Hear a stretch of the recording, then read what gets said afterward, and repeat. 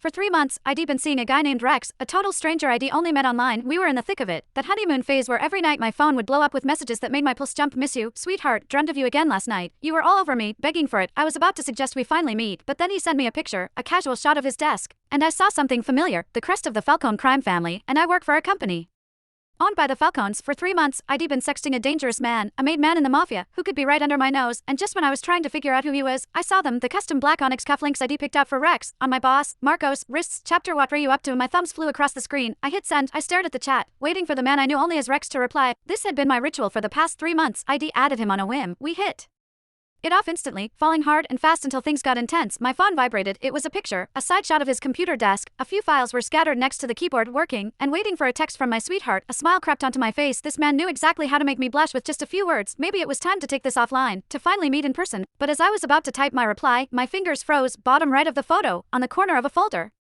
was a sliver of a metal pin, a falcon with its wings spread, the Falcone family crest, the same mafia that owned the company I worked for. My online boyfriend was one of them. I stared at the screen for a full 10 minutes, my mind blank. My thumbs hovered over the keyboard. Babe, what do you actually do? Are you with the Falcones? I typed the words, then deleted them, over and over. I didn't know what to say. If I asked, he'd ask right back. He'd want to know where I was.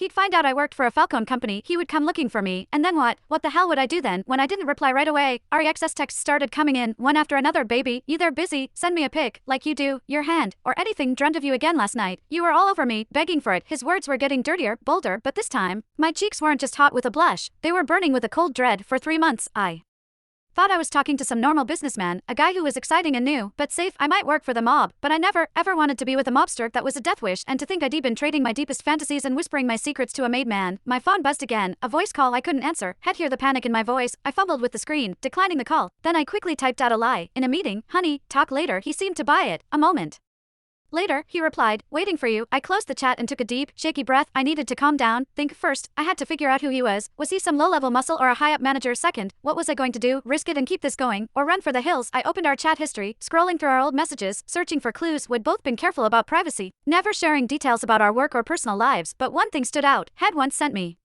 and a pic from a gym mirror. His stomach was perfectly defined, and just below his left ribs, there was a black tattoo. It looked like some ancient, cryptic symbol, all sharp lines and mystery. It was the only identifying feature I had. The problem was, I couldn't exactly start ripping open shirts at headquarters to play a game of Find the Tattoo. Chapter back at my desk, I scanned the office. Men in expensive suits with stone-cold faces prowled the halls. Any one of them could be Rex.